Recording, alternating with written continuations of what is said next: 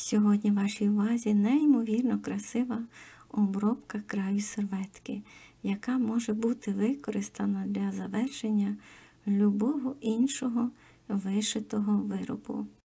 Найкраще вітання, шановні поціновувачі рукоділля! Я вже підготувала виріб для цього оздоблення, виконавши підрублення, ширина якого може бути довільною. І ось так висмикнула нитки з обох сторін, зважаючи на власну вишивку, так як я виконуватиму 2 ряди ажурних віконечок.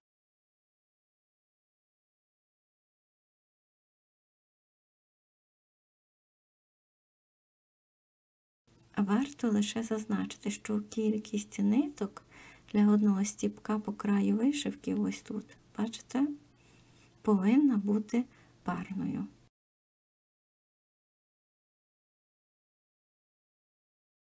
Якщо є потреба побачити підроблення краю виробу, можна подивитись, у мене є кілька окремих відео із цього приводу, які доступні для перегляду.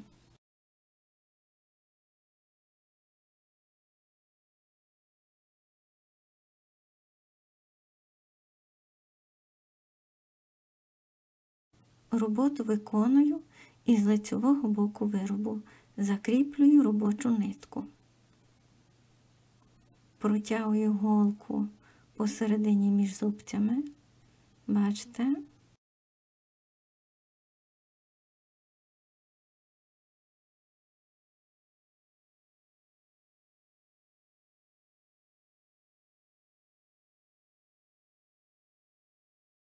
Знову протягую робочу нитку посередині між зубцями. І зверніть увагу, я одразу об'єдную нитки лицевого та виворітнього боків. Бачите? Двічі обкручую.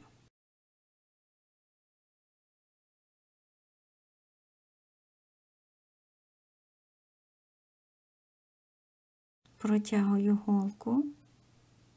Тепер теж двічі обкручую. Знову протягую робочу нитку посередині між зубцями. Бачите?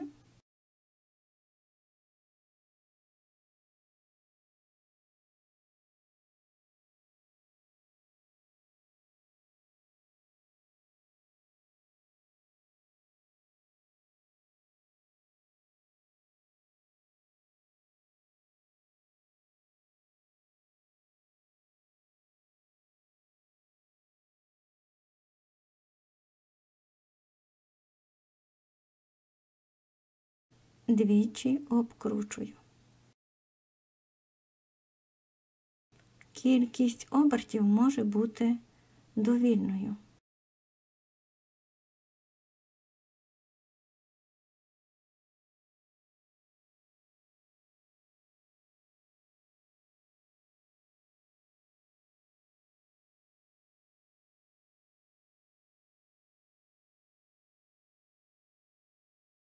Знову протягую робочу нитку посередині між зубцями.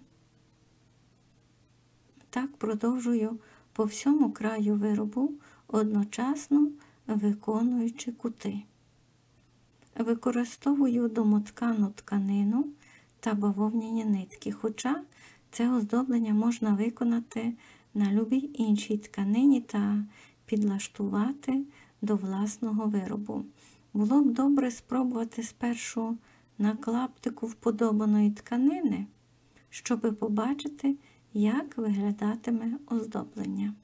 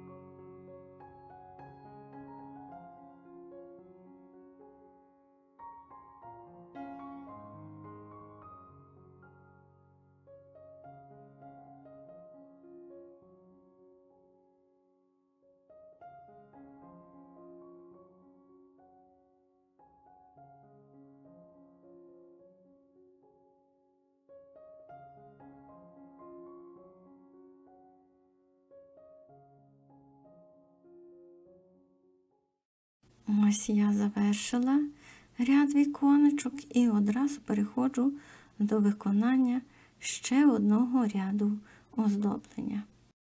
Виконую так само необхідну кількість обертів, але уже розділяючи навпіл, бачите? І так продовжую по всьому краю виробу, одночасно виконуючи кути.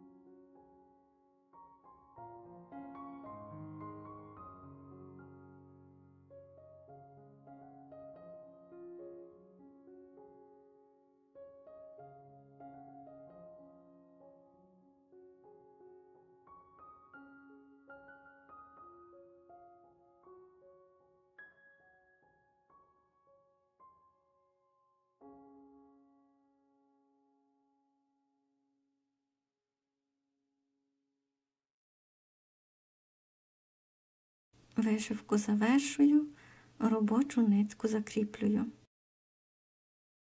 Навідуйтесь до мене час від часу, щоб переглянути нові ідеї, які я маю намір показати вам. І долучайтесь разом, ми примножимо вічне мистецтво краси.